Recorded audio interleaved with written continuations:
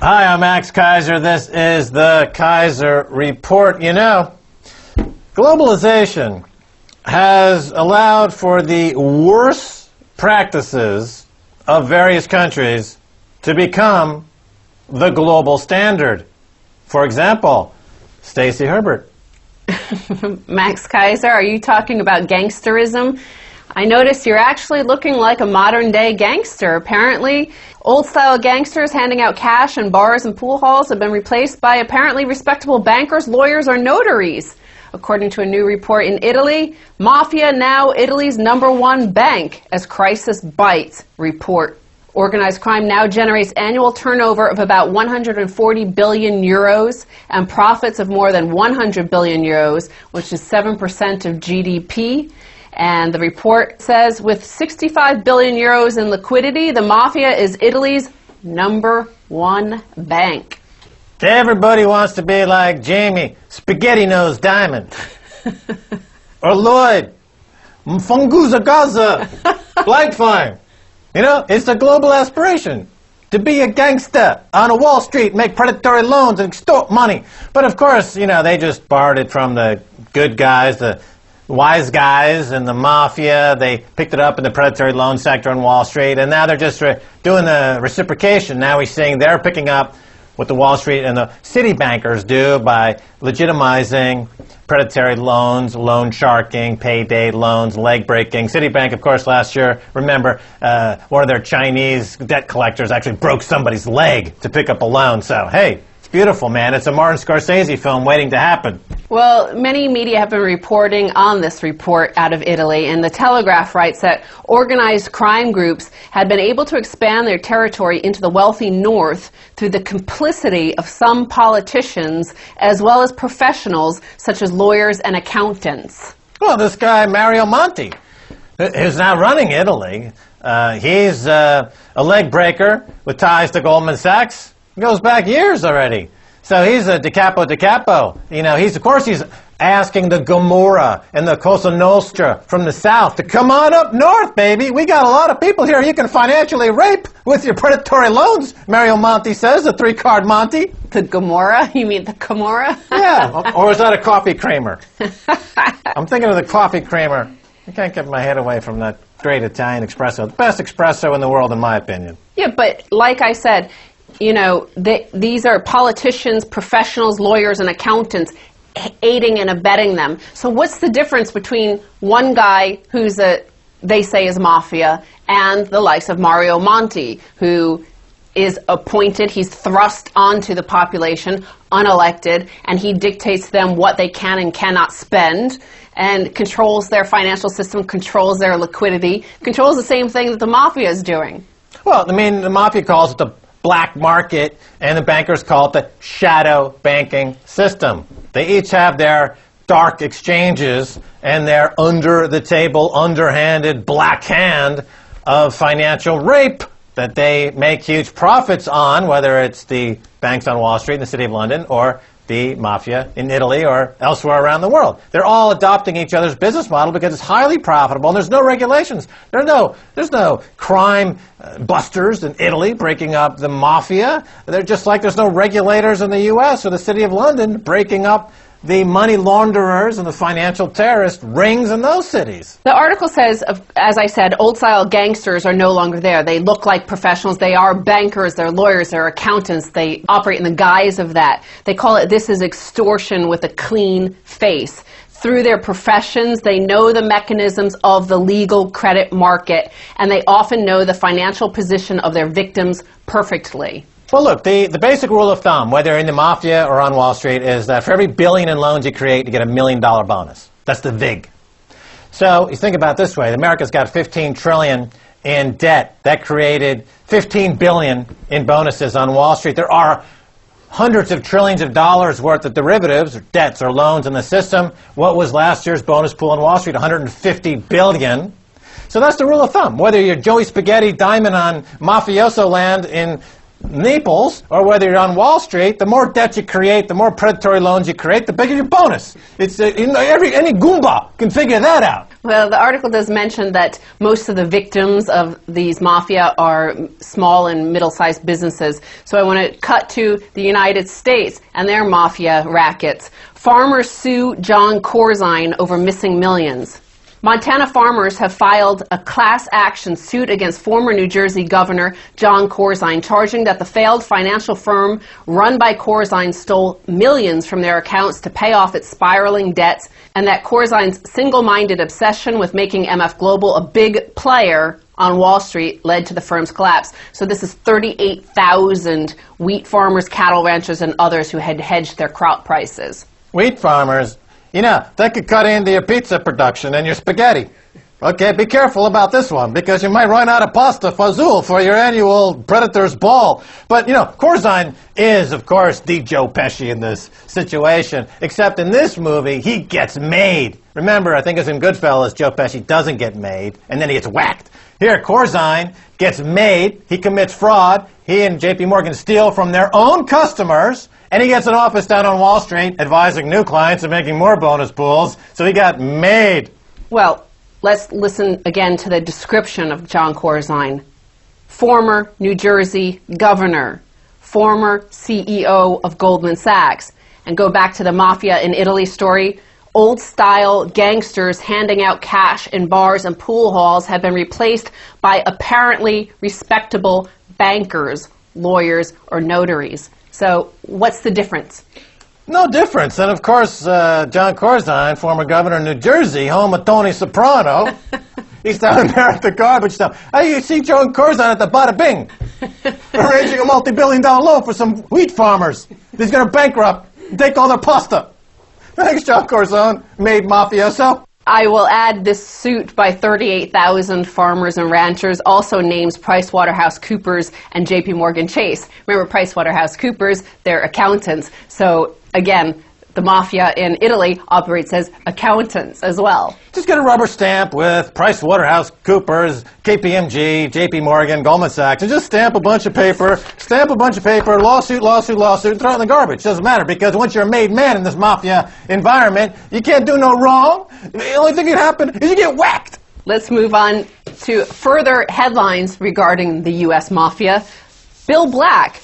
More proof of Obama policy of covering up for elite financial criminals. So this is Bill Black responding to a November 22nd, 2011 New York Times piece by Gretchen Morgenson and Louise Story. And he's waited all this time to respond because he is so shocked at the allegations made by them that he was waiting for the Obama administration to respond. And basically what they said is that they talked to some longtime lawyers who say the overall scarcity of cases related to the financial crisis might be in part because regulators want to avoid scrutiny of their own kind. So they talked to some lawyers who were involved, like a former New York State Attorney General, Dennis C. Vacco, for example. And he says that it's not just one 30-year-old wunderkind who was responsible for the financial crisis. Once you start pulling the string through in these complex cases, you might be surprised what you find at the other end. And what you find is the government and their financial regulators and institutions, that they were just as much involved in the corruption and the mortgage fraud. That's right. Of course, the government is involved. Of course, the great intermediating force, the interface between government's involvement in extortion and the rackets and the markets per se, are Fannie Mae and Freddie Mac, the government-sponsored entities that they created to artificially suppress interest rates, to give artificially large bonuses to incredibly gifted charlatans and thieves. And that's the interface between government. And that's, you know, where you find the incredible collection of mortgage fraud and the subprime crisis building up like an enormous zit on the face of the American economy that popped in 2007 and splewed white pus into the faces of 300 million Americans, and they're trying to desperately clean that off their face. They're like, Obama, how come you don't help us? And Obama's out there, Well, Bill Black says that these charges are exceptionally severe. The fact that Obama has no response rebutting this grave charge against his administration's integrity sounds loud, but not proud. In fact, he's doubled down, Max, because here's the next headline. New chief of staff, former hedge fund exec at Citigroup, made money off mortgage defaults. So Citigroup, of course, is basically another government-sponsored entity. It operated as a private company listed on the public markets, but it's always been backed by the U.S. government, essentially. But from 2006 to 2008, Jack Lew, Obama's new chief of staff, was chief operating officer of Citibank's alternative investments division, who made billions on John Paulson betting against the subprime mortgage market. And after Citigroup was bailed out by the government to the tune of, what, $45 billion, he collected a bonus of $900,000 after they became publicly owned. Right.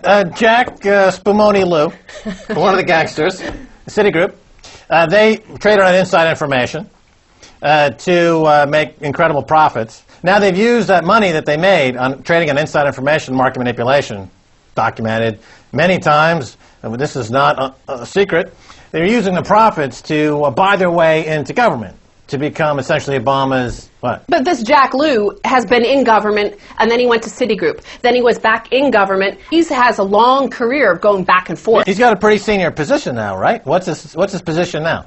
Chief of staff for the Obama administration. Well, that costs a lot of money. You got to rape a lot of people to get a lot of money. You got to shake down a lot of people. Yeah, you got to shake down millions of mortgage holders to become chief of staff. And you know how mafia, how you move up the ranks, you commit more and more crimes, you impress the boss. So here's what Glenn Greenwald says about this story. He said, the 2008 financial crisis is the new Iraq war. It does not matter how prominent a role someone played in enabling it, or how much they profited from it, or how essentially they were part of the corrupted machinery that brought it about. If they have the right ideology and good standing in Washington circles, all is forgiven and they do not suffer any consequences at all, even reputationally. Indeed, not only is it no impediment to their achievement, but it's actually an asset. Yeah, to get the initiation right to get into this mob is you got to kill a few million homeowners. That's just the initiation fee. And then from there to rise up the ranks of the mafia to get close to Obama, the spaghetti monster in chief. You know, you got to be able to, the meatball head on top. You got to be able to really swing your big fat swinging Gonzala so that you can put the schmilmeal to about another 20 million people. So they're on the street begging, you know, picking seeds out of the fecal matter of their pet dogs trying to stay alive. That's how you become big in government in America. Now they got this private equity bum. You know, this guy, Mitt Romney, who's from Bain Capital. All they do is they just rape and pillage and steal 24 hours a day. So, of course, he's up in the mafia model. He's going to be the presidential contender. Stacy Herbert, thanks so much for being on the Keiser Report. Thank you, Max. Don't go away. Much more coming away, so stay right there.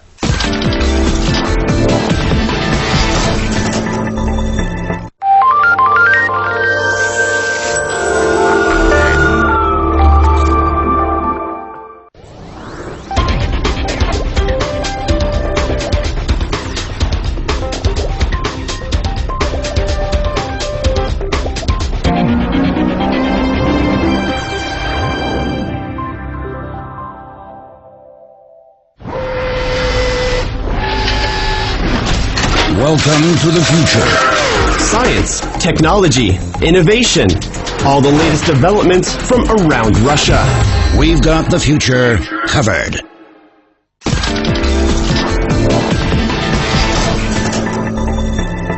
Hi, I'm Max Keiser. Welcome back to the Keiser Report. Time now to go to Colorado and talk with investment advisor Michael Krieger. Michael's writings can be found at zerohedge.com. Michael, welcome back to the Keiser Report.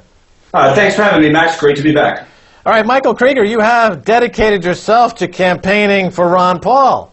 Tell us why. At this point, I have. And, as you know, as things have sort of progressed in this sort of awakening or global uprising against the current status quo, there are different battles, I think, that are necessary to fight at different times. And, both of us have done the silver fight, and I think that's still something that's extremely important. But I do think that as 2012 is here and the charade of Democrats versus Republicans, red versus blue, let's not talk about any real issues and debate non-issues and get people all riled up about emotional side issues. I think that it is extremely important to sort of try to get the awakening in the political sphere now, so that people that actually just don't have the background or time to understand the monetary system and the financial aspect of it maybe, can wake up on other issues. And Ron Paul, for example, on the three major issues I think are of utmost importance: civil liberties, the war, empire state, and the Federal Reserve, and too big to fail. Those are all issues that I think you can, if it's not one, it's the other, connect with a vast majority of the American population. So that's basically my goal for this year. All right, so interestingly enough, Ron Paul has attracted support from both the Tea Party and Occupy Wall Street. So there's some crossover there, correct? Absolutely, yes. I mean, there are certain issues that neither party is comfortable actually discussing, and so they actually don't discuss it at all. And I do think the one that there are really, of all the issues I mentioned, they're all important, but the Fed is one that I think is really interesting because Republicans never really like to criticize it, yet it is the epitome of central planning. It is a central bank that creates, that decides at its own, its own will what the price of money is. So it's actually the most important price-fixing entity in the world. And yet Republicans, who claim they're for small government and free markets, don't seem to attack the fact that this is the most big government institution you could ever have. And of course, they talk about independence, which is ridiculous. And then on the Democratic side, the Federal Reserve is the mechanism that's used to transfer increasing amounts of wealth from the middle class and poor to the super, super, super rich. So, both sides of the aisle, supposedly this big divide, should be attacking the Fed, yet neither of them do. So there's Ron Paul that does, and that's why I think he's getting support from both sides. He's going at the root issues that no one else wants to discuss.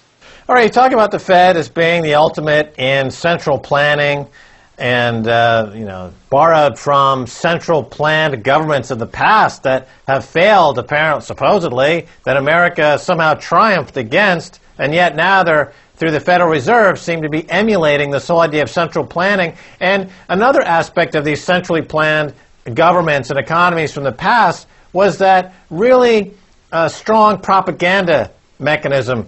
And here with Ron Paul, he comes in second in a primary, and yet the mainstream media, it's quite obvious now that there's this huge propaganda element in place where they don't report. It's like watching North Korean TV. When you watch CNN or Fox News, they simply gloss over actual facts and figures, what's going on. It's quite shocking, I think, for a lot of people. What is the mainstream afraid of exactly with Ron Paul? When I think about this, it's easy to go into conspiracy theories and saying that, everyone on mainstream television is purposely lying or deceiving and all that. And I do think there is, for sure, an element of that going on within all of the mainstream media channels, that people deliberately are deceiving the population. However, I do also think the majority of it is simply the powerful elite in this country, and that, of course, includes the media, have benefited from this warfare, welfare, Federal Reserve, transfer of wealth model. So they don't even question the root cancer that is America at this point.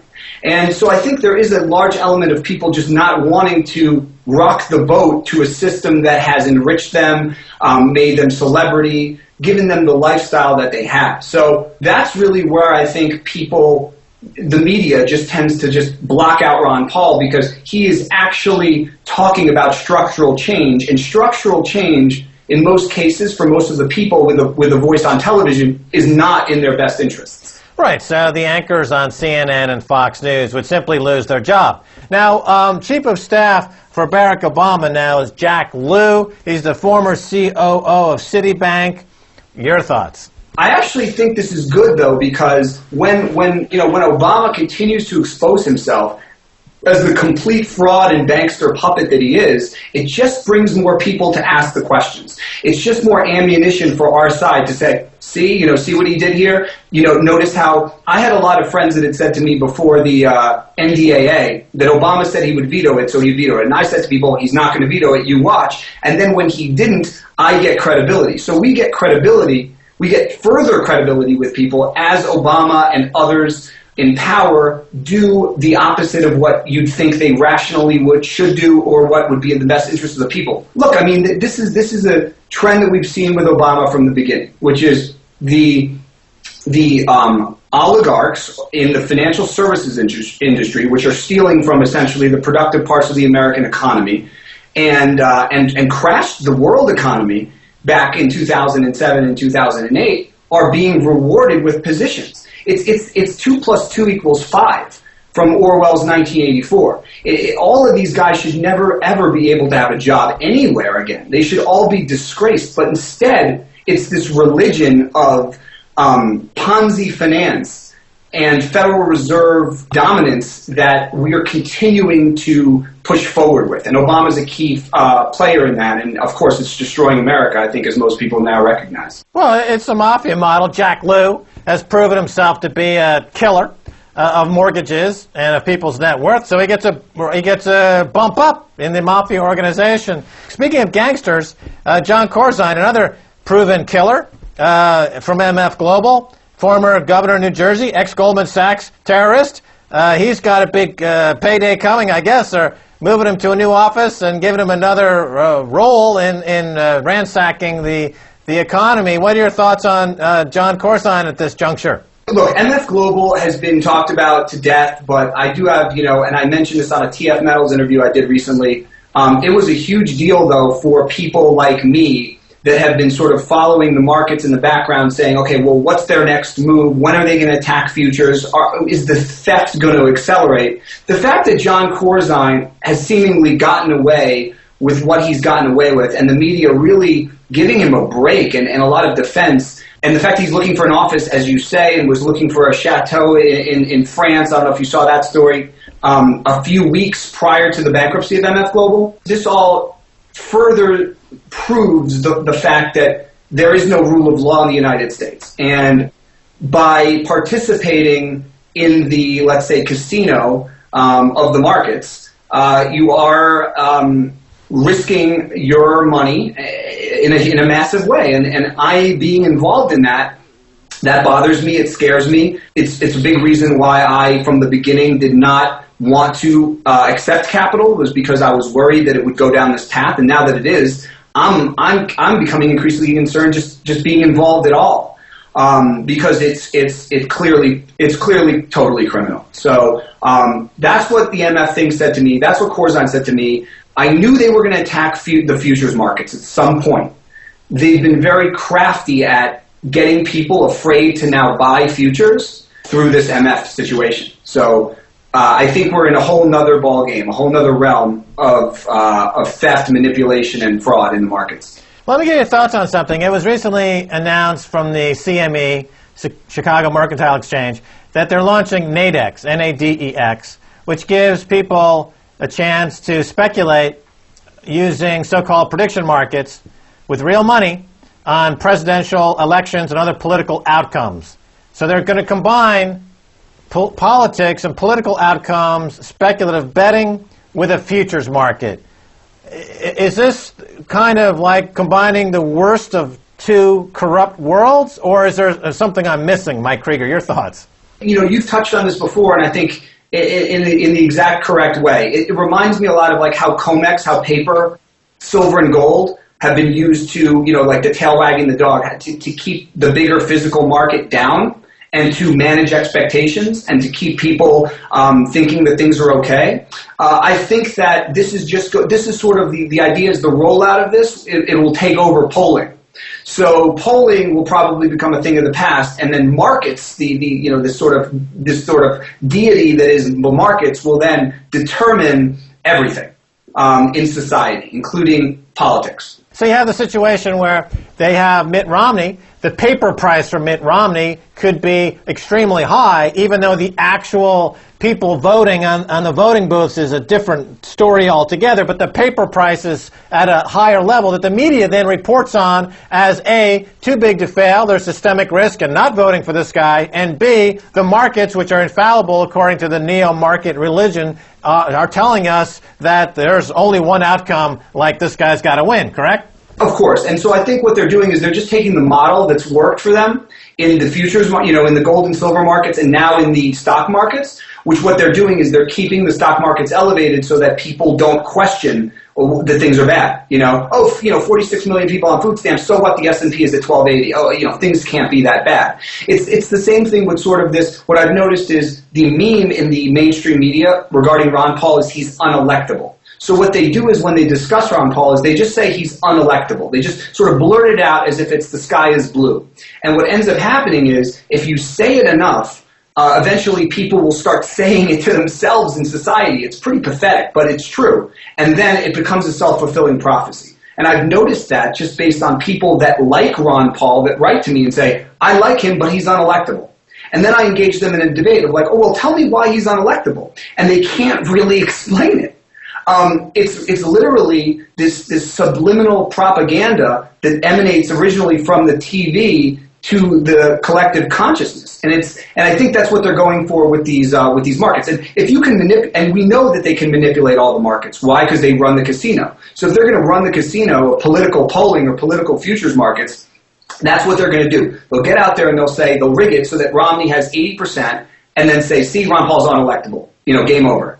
I think that's where this is going. Very scary. Absolutely. I've been warning about this for years, but the only industry that's protected itself against this was Hollywood when they banned box office futures trading. And of course, who wouldn't want the JFK puts in August of 1963? That would have been a winning bet for sure. All right, we're out of time. Michael Krieger, thanks so much for being on the Keiser Report. Always great, Max. Thank you. All right, and that's going to do it for this edition of the Keiser Report with me, Max Keiser, and Stacy Herbert. I want to thank my guest, Michael Krieger. You can catch his stuff at zerohedge.com. If you want to send me an email, please do so at keiserreport@rttv.ru. Until next time, Max Keiser saying bye, y'all.